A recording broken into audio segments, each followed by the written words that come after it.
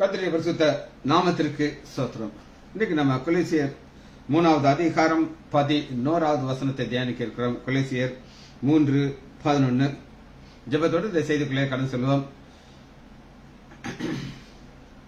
தெய்வீக கூடாரமே, என் தேவனின் சந்நிதியே, தேடி ஓடி வந்தேன் விட்டாத பாக்கியமே, மகிமை மகிமை மாட்சிமை மாறா நேசருக்கே, மகிமை மகிமை மாட்சிமை மாறா நேசருக்கே. கல்வாரி திருப்பீடமே, கரைபோக்கும் திருரத்தமே, கல்வாரி திருப்பீடமே, கரைபோக்கும் திருரத்தமே, உயிருள்ள பரிசுத்த ஜீவ பலியாக ஒப்பு கொடுத்தீரையா, உயிருள்ள பரிசுத்த ஜீவ பலியாக ஒப்பு கொடுத்தோமையா. மகிமை மகிமை மாட்சிமை மாறா நேசருக்கே, இசோப்பினால் கழுவாம் இன்றே சுத்தமாவாம், இசோப்பினால் கழுவாம் இன்றே சுத்தமாவாம். உருகின்ற பனி போல வெண்மையாவும் ஐயா திருவார்த்தையினார், உருகின்ற பனி போல வெண்மையாவும் ஐயா திருவார்த்தையினால். மகிமை மகிமை மாட்சிமை மாறா நேசருக்கே, மகிமை மகிமை மாட்சிமை மாறா நேசருக்கே. அப்பா சமூகத்தேன் அப்பங்கள் நாங்களையா, அப்பா சமூகத்தேன் அப்பங்கள் நாங்களையா. எப்போதும் திரு பாதம் அமர்ந்திட ஏங்கி தவிக்கிறோம், எப்போதும் திரு பாதம் அமர்ந்திட ஏங்கி தவிக்கிறோம். மகிமை மகிமை மாட்சிமை மாறா நேசருக்கே. உலகத்தின் வெளிச்சம் நாங்கள் உமக்காய் சுடர் விடுவோம், உலகத்தின் வெளிச்சம் நாங்கள் உமக்காய் சுடர் விடுவோம். ஆனந்த தைலத்தால் அபிஷேகம் ஐயா திருவார்த்தையினால், ஆனந்த தைலத்தால் அபிஷேகம் ஐயா திருவார்த்தையினால். மகிமை மகிமை மாட்சிமை மாறா நேசருக்கே. தூபமாய் நறுமணமாய் துதிகளை செலுத்துகிறோம், தூபமாய் நறுமணமாய் துதிகளை செலுத்துகிறோம். என்னாலும் எப்போதும் எல்லா ஜபத்தோடும் ஆவியில் ஜபிக்கிறோம், என்னாலும் எப்போதும் எல்லா ஜபத்தோடும் ஆவியில் ஜபிக்கிறோம். மகிமை மகிமை மாட்சிமை மாறா நேசருக்கே, மகிமை மகிமை மாட்சிமை மாறா நேசருக்கே. ஜீவனுள்ள புதிய மார்க்கம் தந்தீரையா, ஜீவனுள்ள புதிய மார்க்கம் தந்தீரையா. மகா பரிசுத்த கூடாரத்திற்குள் மகிமையில் நுழைந்து விட்டாம், மகா பரிசுத்த கூடாரத்திற்குள் மகிமையில் நுழைந்து விட்டோம். இயேசுவே நாமத்தினாலே ஜெபங்களை பிதாவே, ஆமென். கர்த்தருடைய பரிசுத்த நாமத்திற்கு ஸ்தோத்திரம். Kavitha sister praise lord, Nagarathnam Ammal praise lord. கொலோசியர் 2வது அதிகாரம் 11வது வசனத்தை வாசிக்கிறோம். அல்லாமலும் நீங்கள் கிறிஸ்துவை பற்றும் விருத்த சேதனத்தினாலே மாமிசத்துக்குரிய பாவ சரீரத்தை களைந்து விட்ட படியினால், ஒரு கமா, கையால் செய்யப்படாத விருத்த சேதனத்தை அவற்றில் பெற்றது. கையால் செய்யப்படாத விருத்த சேதனம்ங்கிறது ஒரு அடையாளம் இஸ்ரேல் மக்களுக்கு. 7வது நாள் ஒரு ஆண் குழந்தை பிறந்தால் அது விருத்த சேதனம் பண்ணப்படும். நம்முடைய ஆண்டவராகிய இயேசு கிறிஸ்து இந்த இதுக்கு கீழ்ப்படிந்தார். ஆனா இப்ப பிரச்சனை என்ன வந்துருச்சு அப்படின்னு கேட்டீங்கன்னா, புதிய ஒரு அத்தியாயத்தை ஆரம்பித்துட்டார். கலாத்தியர் சபையில வாசிச்சீங்கன்னா, கலாத்தியர்ல அன்னைக்கு சாத்தான் என்ன செய்தான் அப்படின்னா, திரும்பவும் விருத்த சேதனத்தை பண்ண வச்சுட்டான். கலாத்தியர் 5வது அதிகாரம் 2வது ஆகபடினாலே நீங்கள் மறுபடியும் அடிமைத்தனத்தின் நுகத்திற்குட்படாமல் கிறிஸ்துவுக்குள் உண்டான சுயாதீனம் நிலைத்திருக்கு. இதோ நீங்கள் விருத்த சேதனம் பண்ணிக்கொண்டால் என்ன நடக்கும்னு சொல்லி, கிறிஸ்துவினாலே உங்களுக்கு ஒரு பிரயோஜனம் இல்லை. எவ்வளவு தெளிவாச்சுட்டோன்னா, அன்னைக்கு யூதர்களுக்கு சொல்லப்பட்ட கட்டளை சபை ஆரம்பிச்சிருச்சு. இப்ப என்ன தேவைங்கிறது நம்ம பார்க்க இருக்கோம். இந்த விருத்த சேதனத்தை செய்யறதற்கு சாத்தான் தூண்டுவான், திரும்ப அடிமைத்தனத்திற்குள்ள கொண்டா வருவான். சரியா? வாசிப்போமா? வசனத்தை நான் வாசிக்கிறவங்களுக்கு ரோமர் 2வது அதிகாரம் 28வது. ஆனபடினாலே புறம்பான யூதனானவன் யூதன் அல்ல. புறம்பான யூதன்னா அவனுடைய பார்வை, ஹைட்டு, வெயிட்டு, அவன் எந்த கோத்திரத்துல பிறந்தான், இஸ்ரவேல் தேசத்துல பிறந்தவன் தான் நம்ம பார்க்கிறோம். ஆனா அவன் யூதன் அல்லன்னு சொல்லி என் வேதம் சொல்லுகிறது. புறம்பான மாமிசத்திலே செய்யப்பட்ட விருத்தம் எக்ஸ்டர்னலா 7ஆம் நாள் செய்யப்பட்ட விருத்தம் நோ யூஸ். 20 உள்ளத்தினாலே யூதனான யூதன், இருதயத்தை மாத்திரார் ஆண்டவர். யோவான் 3வது அதிகாரம் 3வது வசனம், ஒருவன் மறுபடியும் பிறவாவிட்டால் தேவனுடைய ராஜ்யத்தை காண மாட்டான். 3:5 அவன் மாமிசத்துல அவன் ஆவியினாலும் ஜலத்தினாலும் ஞானஸ்தானம் எடுத்துட்டான், பரலோக ராஜ்யத்துக்குள்ள பிரவேசிக்க முடியும். இதுதான் சட்டம்.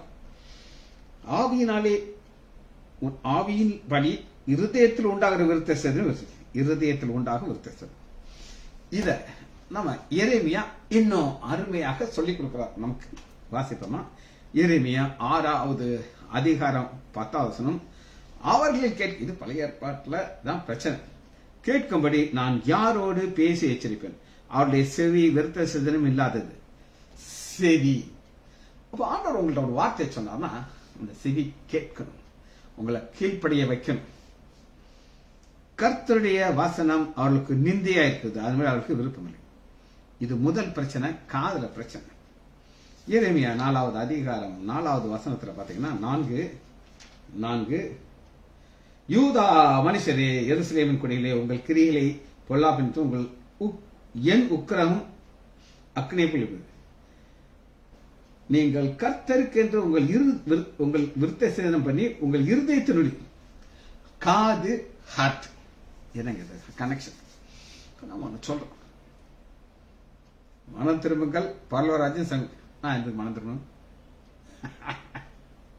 ஞானசானம் எடுக்கணும், நான் எதுக்கு ஞானசானம் எடுக்கணும்? இங்கேயே பிளாக் ஆயிடுது. இங்க இருந்து அது இருதயத்திற்குள்ள போகும். ஞானஸ்தானத்தை குறித்த ஒரு சத்தியத்தை நான் என்னுடைய மாமனார் மாமியார் அவங்க உயிரோட இருந்தாங்க சொல்லி ஞானஸ்தானம் எடுக்கணும் சொன்னேன். அப்ப அவங்க நல்ல வயசானவங்க, சூளக்கரை பாசையில் மோசஸ் பாஸ்ட் மிக பரலத்தில் இருக்க நான் கூட்டிட்டு போய் ஞானஸ்தானங்கிற சத்தியத்திற்கு கீழ்ப்படிந்து, அப்ப அவருடைய காது இருதயமும் திறந்துருந்துச்சு, கீழ்படுத்தாங்க. அடுத்த வசனத்தை வாசிப்பேன் உங்களுக்கு. எரேமியா 9வது அதிகாரம் 26. எரேமியா 9:26.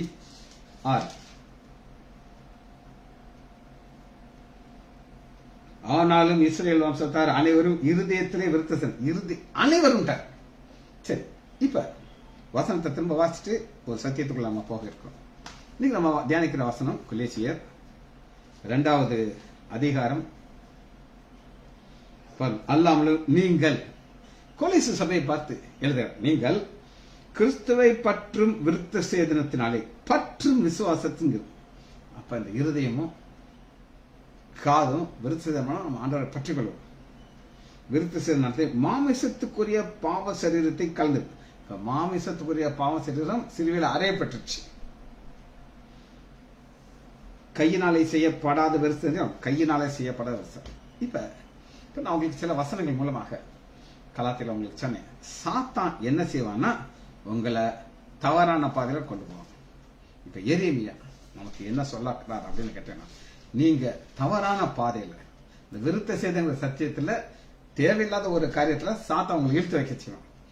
எரேமியா 20வது அதிகாரம் 11வது வசனத்திலிருந்து இந்த மாதிரி பிரச்சனைகள் நமக்கு வரக்கூடாது அப்படின்னு நீங்க நினைச்சீங்கன்னா 20:11 கர்த்தரோ பயங்கரமான பராக்கிரசாலியாக என்னோடு இருக்கிறார்.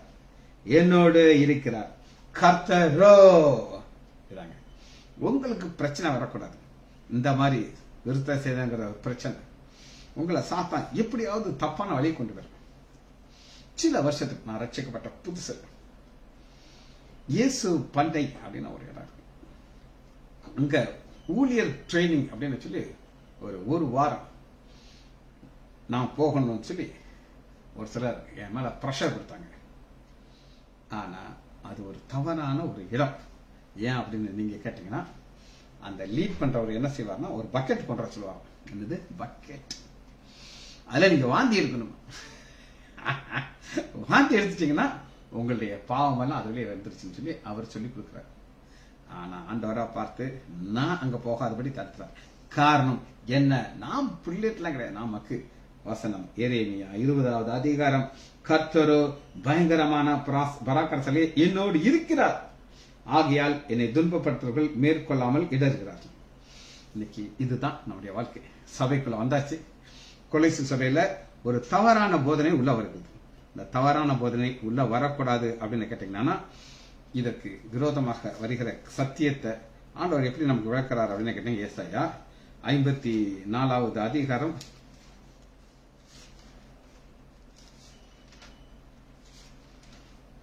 கடைசி வசனம் 15. உனக்கு விரோதமாக உருவாகும் எந்த ஆயுதம் வாய்க்காதே போகும். உனக்கு விரோதமாக நியாயத்தில் எழும்பும் எந்த நாவையும் நீ குற்றப்படுத்துவாய். இந்த வசனம் உங்களுக்கு நான் பல முறை சொல்லியிருக்கிறேன். நான் நாகர்கோயில் இருக்கிறேன். விமல் டாக்டருடைய மாமியார் இறந்துட்டாங்க. ஸோ அங்க நான் போயிருக்கேன். அந்த நேரத்தில் நம்ம ஆஸ்பத்திரிக்கு விரோதமாக RSS பிஜேபி இவர்கள் ஒரு தர்ணாவை ஆரம்பிக்கிறாங்க. தர்ணா போடுறத எஸ்பிட்ட போனா எஸ்பி பெர்மிஷன் கொடுக்க மாட்டேன் அப்படின்ட்டார். ஒரு 300 போலீஸை வந்து இறக்கிட்டாங்க நம்முடைய ஹாஸ்பிட்டல் சேஃப்டிக்காக. எனக்கு இந்த நியூஸ் ஹெச்ஆர்ட்ட கேட்ட உடனே இந்த ஒரு வசனத்தை வச்சு ஜோமினேட்டே வந்தேன். கார் முழுவதும் இந்த ஒரு வசனம் தான், நிறைய கிடையாது. ஆண்டவரே, உனக்கு விரோதமாக உருவாகம் எந்த ஆயுதத்தையும் வாய்க்காது போகும்னு சொன்னீங்களே ஆண்டவர். பாத்தீங்கன்னா எல்லாத்தையும் ஆண்டவர் நமக்கு நன்மையாக நடத்தி கொடுத்தார். காரணம் என்னன்னா, இது தேவனுடைய திட்டம். இன்னைக்கு நான் உங்களுக்கு 2 காரியத்தை சொல்லிக் கொடுக்க போகிறேன். தேவனுடைய திட்டம், காட்ஸ் பிளான் அப்படின்னு ஒண்ணு. நம்முடைய திட்டத்தை நம்ம ஒண்ணு போட்டு வச்சுக்கிட்டு இருப்போம். அந்த நம்ம திட்டத்தை போட்டுக்கிட்டு நம்ம என்னென்ன பண்ணோம்னா, சூப்பர் சூப்பர் சூப்பர்னு சொல்லி இந்த திட்டத்தை நம்ம போட்டு வச்சுக்கிட்டு இருப்போம். ஆனா எது கரெக்ட் அப்படின்னா தேவனுடைய திட்டம் தான் சரியா இருக்கும். இப்ப சில வசனங்களை மட்டும் உங்களுக்கு லேசா காட்டப்படும்.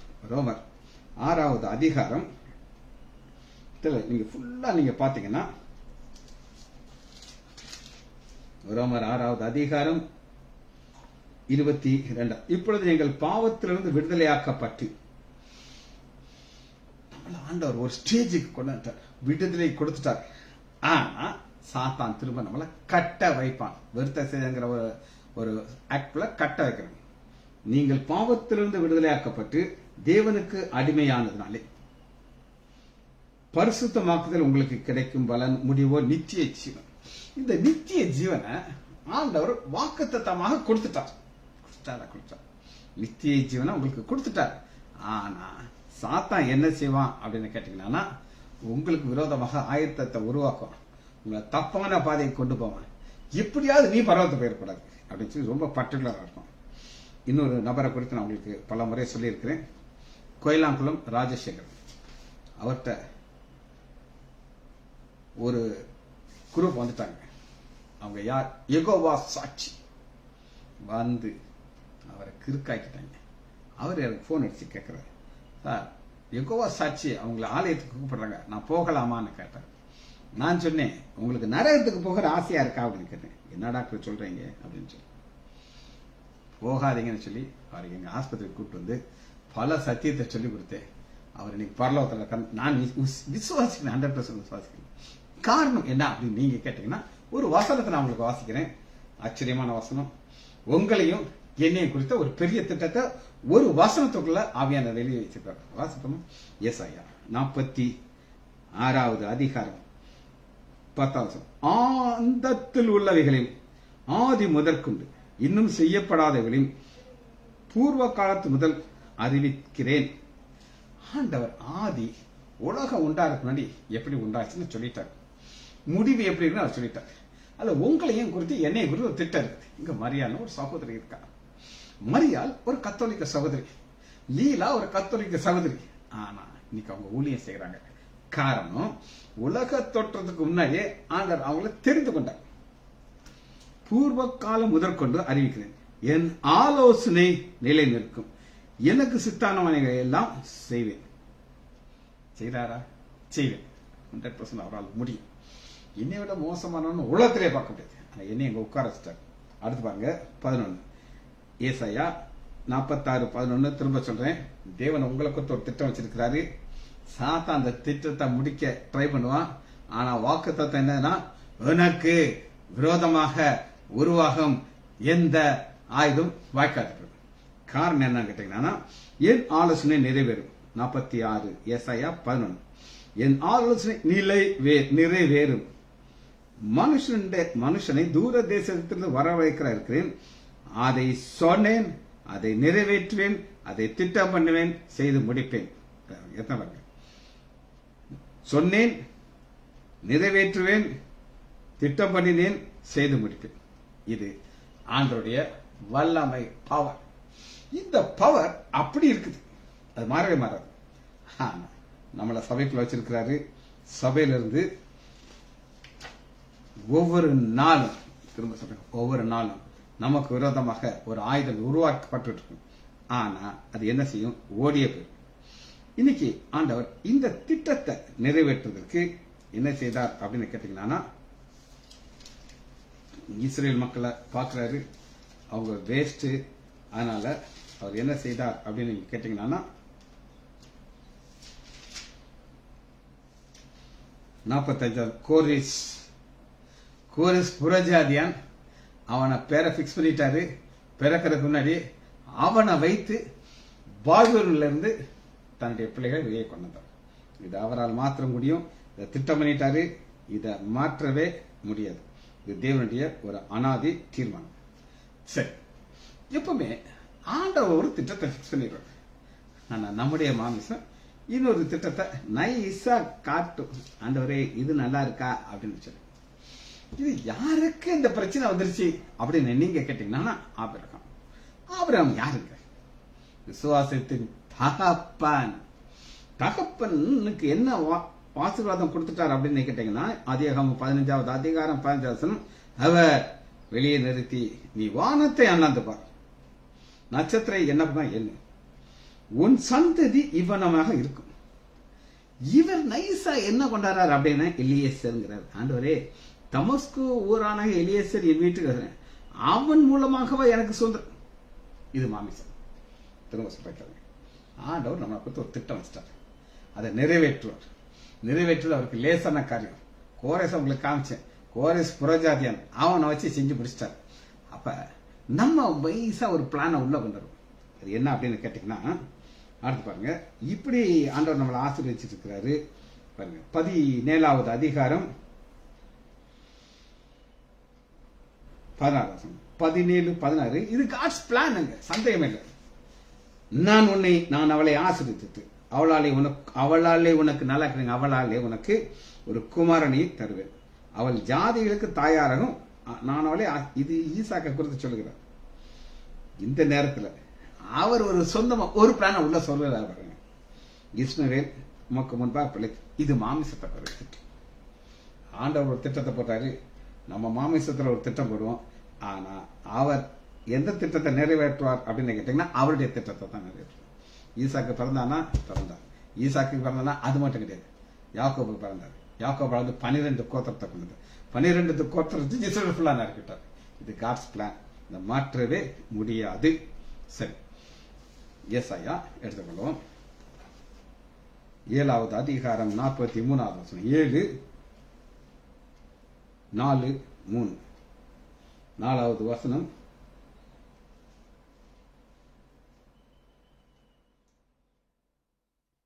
இப்ப இஸ்ரவேல் தேசத்துக்கு விரோதமாக ஒரு பெரிய ஒரு யுத்தம் வருது.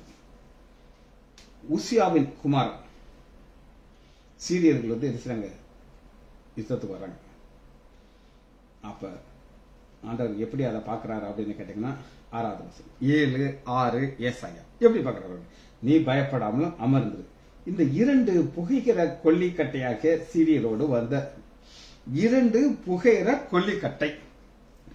இப்ப எரிகிற கொல்லிக்கட்டைனா புகை தான் வருதுங்க. எனது புகை. அந்த புகையை பார்த்து நீ பயப்படாத. பகை புகை பகைச்சிட்டு வர்றவங்க வாழ்க்கை புகையா மாறிடுங்க. என்ன ஒரு ஆச்சரியமான ஒரு வார்த்தை வருது. பகை. இஸ்ரேலுக்கு விரோதமாக சாத்தான் போடுகிற திட்டம் பகை. எப்படியாயிலும் அந்த தேசம் வரக்கூடாதுன்னு சொல்லி ரொம்ப பர்டிகுலரா இருக்கும். ஆண்டவராகி இயேசு கிறிஸ்து பிறக்கக்கூடாதுன்னு சொல்லி 4 வயசுக்கு இந்த பிள்ளைங்க எல்லாத்தையும் கொலை செய்யறோம். ஆனா இந்த பிளான ஆண்டவர் மாற்றி தன் குழந்தைய வளர்றதுக்கு எய்த்து கொண்டு போயிட்டார். அது அவருக்கு லேசான காரியம். அதுபோல இங்க நமக்கு ஒரு பகையா வருது. ஆனா இந்த 2 புகைகிற கொல்லிக்கட்டையாக உன் இருதயம் துவள வேண்டாம். துவழ்ந்துரும். அதாங்க பிரச்சனைய. நமக்கு நினைக்காத ஒரு காரியம். நம்ம இப்படி நினைப்போம், இப்படி நினைப்போம், இப்படி நினைப்போம். தேவ திட்டங்கிறது வேற மாதிரி இருக்கும், சத்ருப்படுகிற திட்டம் இருக்கும். கர்த்தராகிய ஆண்டவர் அந்த ஆலோசனை நிலை நிற்பதில் அது சம்பவிப்பது இல்லை. என் வாழ்க்கையில் எத்தனையோ பார்த்திருக்கேன். பிரச்சனை அப்படியே மேல வரும். ஆனா ஆண்டவர் என்ன சொல்ற, அது அப்படியே ஆஃப் பண்ணி போடுறோம். அவருக்கு லேசான கிடையாது. ஆனா நம்ம வெயிட் பண்ணி பார்க்கணும். என்னுடைய திட்டம் என்ன, ஆண்டோடைய திட்டம் என்ன. சரி, ஒரு வாலிப பையன் அவன் ஒரு 10 வருஷத்துக்கு முன்னாடி ராஜா சிங் பிரதர் அவர்கிட்ட போய் மீட் பண்ணி, பிரதர் சுமங்கலி மண்டபத்தில் நான் ஒரு பிரேயர் நடத்தணும். அந்த பிரேயர் மூலமாக என்னுடைய வாழ்க்கையில நான் பிரதர் டிஜே தினகரன் மாதிரி மேல போய் நான் மைக்க பிடிச்சானா ஒரு 10,000 பேர் என் முன்னாடி நிக்கணும். கொஞ்ச நாள் அது 1 லட்சம் 2 லட்சம் மாறணும். இவரும் எதுக்கும் சரி சொல்லிட்டார். என்கிட்ட கேட்டார். சரி, ஒன்றும் பிரச்சனை இல்லைங்க. அங்க பிரேயர் பாயிண்ட் ஒரே ஒரு பாயிண்ட் தான். பேர் சார்லஸ் டிஜிஎஸ் தினகரனை விட மேல போகணும் ஆண்டவரேன்ட்டு ஒரே சண்டை. ஆசைக்கிறாங்க பரலோகத்தை. டாங் டாங் டாங் டாங் டாங்னு. இந்த தம்பி கையில காசே கிடையாது. மைக் சிஸ்டத்தை ரெடி பண்ணியாச்சு. அப்ப அந்த மைக் சிஸ்டம் என்னுடைய எலக்ட்ரிஷியன் அவர்கிட்ட வந்து, எங்கிட்ட பணம் இல்லை, டாக்டர்கிட்ட போய் வாங்கிக்கோ அப்படின்ட்டாரு. இந்த தம்பி எங்கிட்ட வந்து கேட்டார். நான் சொன்னேன், நீங்க சொல்லுங்க, நான் கொடுத்துறேன். சார் நீங்களா சார் கொடுக்க போறீங்க? நீங்க கொடுக்கறதா வேண்டாம் சார், உங்க மாட்டோம் எதுக்கு சார், நான் உங்கள்கிட்ட காசு வாங்கிட்டேன்னு. இன்னைக்கு அந்த பையன் அட்ரஸ் இல்லாம உட்காந்துட்டு இருக்காரு. தேவனுடைய திட்டம் அவரை குறித்து வேற மாதிரி இருக்கும். ஆனா நமக்கு அந்த திட்டத்தை புரிந்து கொள்ளணும். சரி, இதை நான் உங்களுக்கு இன்னொரு சம்பவத்தை நான் உங்களுக்கு காட்டப்படுறேன். ஆதியாகமம் 11வது அதிகாரம் பாபேல் கோபுரம். பாபேல் கோபுரங்கிறது தேவனுடைய திட்டம் கிடையாது. கேட்டுக்கோங்க, தேவனுடைய திட்டம் கிடையாது. இது யாருடைய திட்டம்? மனிதனுடைய திட்டம். எப்படி மனிதன் திட்டம் அப்படின்னு நீங்க என்கிட்ட கேட்டீங்கன்னா வசனம் காட்டேன். 11வது அதிகாரம் 2 வசனம். ஜனங்கள் கிழக்கே இருந்து பிரயாணப்படுகையிலே ஸ்நேகர் தேசத்துக்கு சம பூமியை கண்டு, அங்கே கண்டு பார்த்தாங்க. மாமிசத்துல முடிவு பண்ணாங்க, நம்ம இங்க செட்டில் ஆயிருக்கோம். முடிவு பண்ணாங்களா? அது தேவனுடைய திட்டமா? இல்லை, மாமிச திட்டம். இந்த மாமிச திட்டத்துல வந்து உட்கார்ந்த உடனே அவங்க ஒரு பிளான் பண்ணாங்க. அப்பொழுது நாங்கள் எல்லாரும் ஒரே மாதிரி திங்க் பண்றாங்க. அப்ப நம்ம நினைப்போம், இது பள்ளத்துல இருந்து அந்த திட்டம் பண்றதுக்கு எல்லாம் ஒருத்த கூட நோ சொல்ல மாட்டேங்கிறாங்க. எங்க ஆலயத்துல பாஸ்டர் ஒரு பிளான் போடுறாரு. உடனேயே ஒரு 10 பேர் கொடியை தூக்கிடுவாங்க, பெருசா தூக்கிடுவாங்க. தூக்கி பிஷப்புக்கு லெட்டரை போட்டு, போஸ்டர் அடி, தர்ணா நடத்து, கொடிய பிடி, பாஸ்டருக்கு விரோதமாக. ஆலயம் யாருக்கு சொந்தம் சொல்லுங்க பார்ப்போம்? டயசிஸ், மதுரை டயசிஸ்க்கு சொந்தமான ஆலயம் எங்க சாலயம். சரி, அந்த தேவாலயத்துல யார மெய்ப்பரா வச்சிருக்காரு? பாஸ்டர் தான் மெய்ப்பர். நாங்கெல்லாம் ஆடுக வருவோம், ஆண்டவரை ஆராதிப்போம், இந்த புல்ல சாப்பிட்டுட்டு மண்ணாவை சாப்பிட்டுட்டு ஓடிய போயிடும். அவ்வளவுதான், எங்களுக்கு அதுக்கு மேல ஒண்ணு கிடையாது. ஆனா ஒரு பிளான கொண்டாந்து பாஸ்டர், அந்த பிளான் பிஷப் அப்ரூவ் பண்ணிட்டாரு. ஆனா கொடியை தூக்கிறோங்க. ஆனா இங்க எதுவுமே நடக்க மாட்டேங்குது. பாருங்க, ஆதியாகமம் 11வது அதிகாரம் அப்பொழுது 3 அவர்கள் நாம் செங்கல் அறுத்து அதை நன்றாக சுடுவோம். தப்பே இல்லை. கோபுரம் கட்டுறது வேணும், நாங்க தான் செய்யணும். அன்னைக்கு கடையில எல்லாம் கிடைக்காது. ஒருவரோடு பேசிக்கொண்டார்கள். இப்படி செய்து கொண்டிருக்கிறாங்க. அது தேவனுடைய சித்தம் இல்லைங்கிறத நீங்க எப்படி பார்க்கலாம் அப்படின்னு கேட்டீங்கன்னா 7வது வசனம், நாம் இறங்கி போய் ஆண்டவர் அந்த திட்டத்தை கேன்சல் பண்ணுகிறார். ஏன் கேன்சல் பண்ண நான் உங்களுக்கு சொல்றேன். 9வது வசனம், பூமி எங்கும் வழங்கின பாசையும் அவர்களை தார்மாக்க அதனுடைய பார்க்கணும். கர்த்தர் அவர்களை அவ்விடத்திலிருந்து பூமியின் மீது சிதறி போக பண்ணினார். இதுதான் தேவனுடைய திட்டம். ஏன் சிதறி போக பண்ணினார் அப்படின்னு கேட்டீங்கன்னா, ஆதியாகமம் 9வது அதிகாரம் 1 வசனத்துல நோவா பேழையை விட்டுட்டு இறங்கியாச்சு.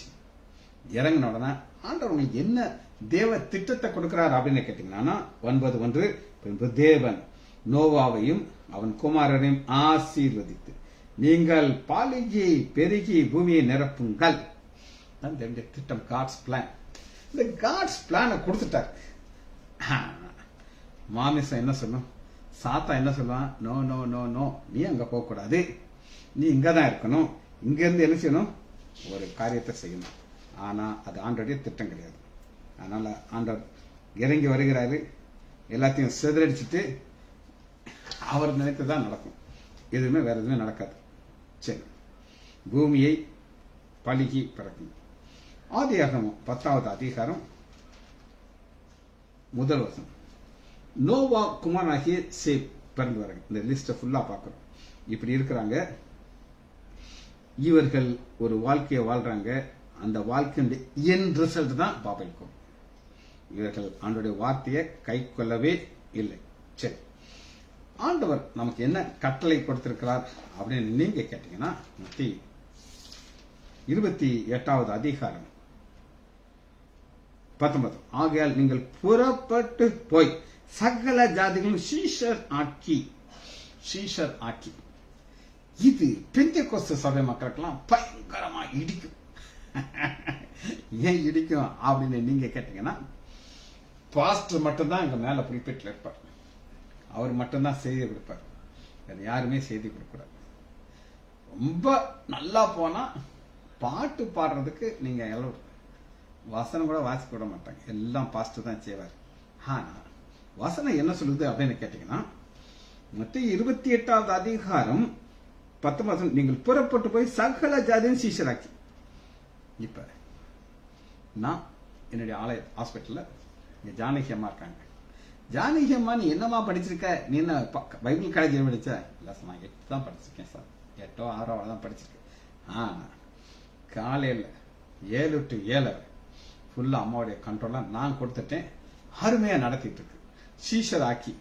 சீஷராக்கி இதான் அவனுடைய கட்டளை. இவங்க என்ன செய்வாங்க அப்படின்னு கேட்டீங்கன்னா, சிதறி போக மாட்டாங்க. ஏன் சிதறி போக மாட்டாங்க அப்படின்னு கேட்டீங்கன்னா, எடுத்துக்கொள்ளாமா, அப்போஸ்தலர் 1வது அதிகாரம் அவனுடைய கட்டளை தான். 1:8, அவர்கள் பரிசுத்தாவியை உங்களுக்கு வரும்போது நீங்கள் பலன் அடைந்து. ஆவியானவர் வரவங்க நமக்கு பலன் இருக்காது. ஈஸியா நம்மளை ஏமாத்திடுவாங்க. ஆனா எப்ப நமக்கு பலன் கிடைக்குதோ அப்ப என்ன நடக்கணும் அப்படின்னு நீங்க கேட்டீங்கன்னா, எருசலேமிலும் யூதேயா சமாரியா பூமியின் கடைசி வந்து எனக்கு சார் கடைசி வரை நீங்க போயிடுவீங்க. ஆனா இவங்க போவாங்களா? போக மாட்டாங்க. ஏன் போக மாட்டாங்க? அப்போஸ்தலர் 2வது அதிகாரம் 43-42 வாசிங்க. அப்போஸ்தலர் உபதேசம், அந்நியோன்யம், அப்பம் பிடுதல், ஜெபம் உறுதியாக. எவ்வளவு நல்லா இருக்கு பாருங்க. உறுதியா இருக்காங்க. ஆலயத்தெல்லாம் இருப்பாங்க, எங்கேயும் போயிட மாட்டாங்க. எல்லாத்தையும் வித்துருவாங்க, புதுவா வச்சுப்பாங்க. விசுவாசிகள் எல்லாம் ஒருமித்திருந்து சகலத்தையும் புதுவா பகிர்ந்து கொடுக்கிறாங்க. அவர்கள் தேவாலயத்திலே ஒருமனப்பட்டு தரித்திருந்தார்கள். மகிழ்ச்சியோடு கவடம். இதை விட ஒரு சந்தோஷம் எல்லாத்தர கிடைக்குமா? ஆனா இது மனித திட்டம். இந்த காட்ஸ் பிளான்ங்கிறது என்னன்னா, நீ சிதறி போகணும், கடைசி வரை போயிடணும். வாசிப்போமா? 8வது அதிகாரம் 1 வசனம். அப்போஸ்தலர் 8:1. இப்ப ஆண்டவர் சவுல அனுப்புகிறார். அவர் எப்பவுமே ஒரு இன்ஸ்ட்ருமெண்ட் வச்சிருப்பாங்க. நாங்க சர்ஜரி பண்ணும்போது பாத்தீங்கன்னா, ஆர்த்தோ சர்ஜரி பண்றதுன்னா ஒவ்வொன்றுக்கும் ஒவ்வொரு இன்ஸ்ட்ருமெண்ட் இருக்கும். ஒரு டிஹெச்எஸ் மரியாதைக்கு தெரியும், ஒரு ஸ்க்ரூ போடுறோம்னா அந்த டிஹெச்க்குரிய பிளாட் ஸ்க்ரூ எல்லாம் இருக்கணும். இதே இது ஒரு ஆஸ்ட்ரிமர் ப்ராசஸ் போடுறோம்னா டோட்டலா வேற செட், இது வேற அது வேற, எல்லாம் வித்தியாசமான இன்ஸ்ட்ருமெண்ட் வச்சா நாங்க உட்காந்துருக்கோம். இந்த கை உடஞ்சிருச்சா பிளேட் ஸ்க்ரூ, இப்படி பல வகையான காரியங்கள் இருக்கு.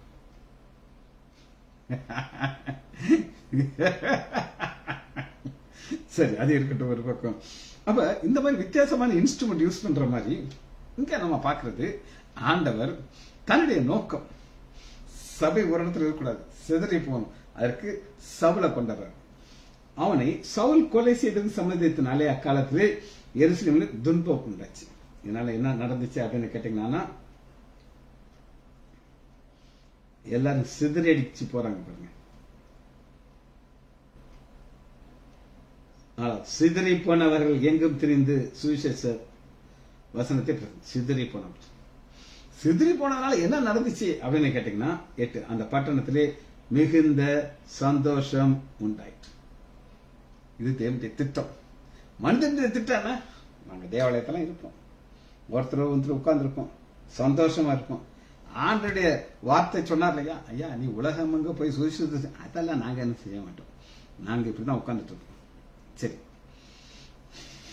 இந்த பாஸ்டர், இது ஜாய்சன் உடைய சன்னுடைய பாஸ்டர், அந்த செய்தி இது. அவர் ஒரு குட்டி கதை சொன்னார், எனக்கு ரொம்ப பிடிச்சிருச்சு அந்த கதை. ஒரு பாஸ்டர், சூப்பர் கதை. ஒரு மீட்டிங் போகணும், அந்த மீட்டிங் போறதுக்கு எல்லாம் ரெடி பண்ணிட்டாரு. அவனுடைய மாமிசம் என்ன சொல்லுது அப்படின்னு கேட்டீங்கன்னா, நம்ம போகாட்டாலும் பரவாயில்ல, வேற யாராவது நடத்திடுவாங்க, அதனால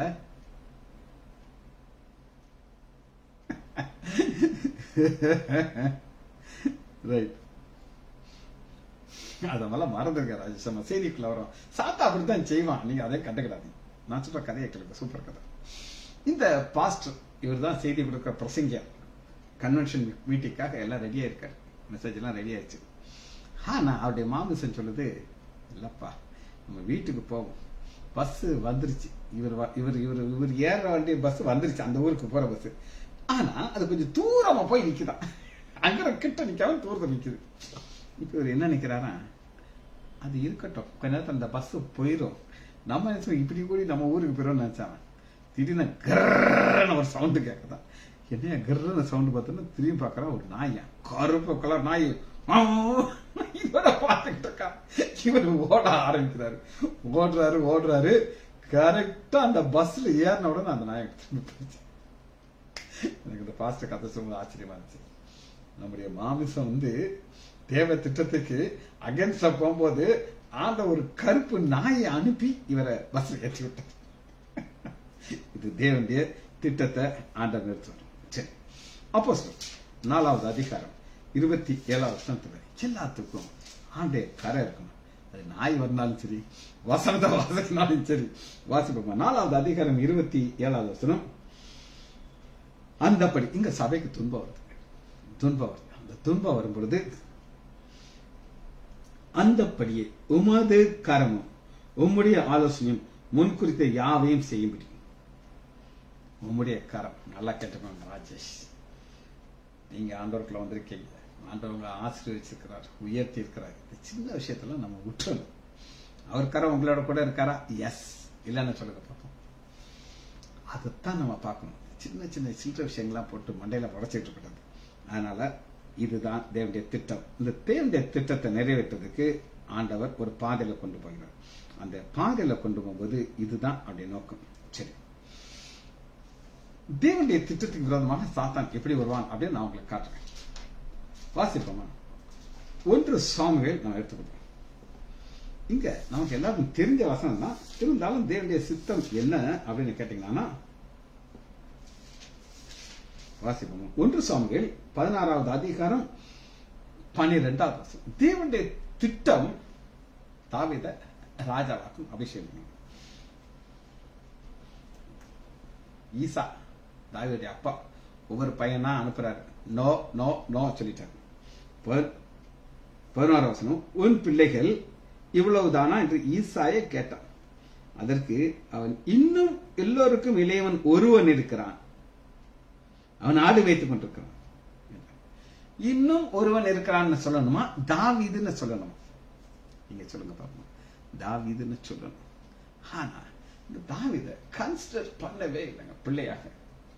இப்ப என் மக டீனா திவ்யா, அவ நான் குட்டி அப்படின்னு, நான் குட்டி அப்படின்னு அவ அப்பா நாங்க பேசாம ஒரு நாள் இருக்கிறது கிடையாது.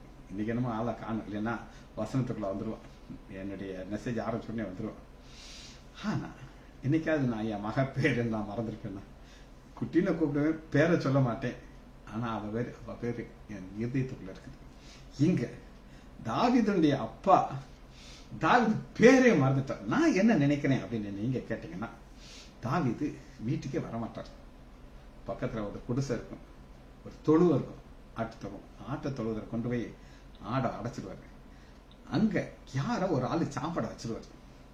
வருவான், ஆடை மேய்ச்சிட்டு வருவான், சாப்பிடு. அங்கேயே அவன் சாப்பிட்டுட்டு அங்கேயே ஆடோட படுத்துக்கிட்டு கிட்டார் வச்சு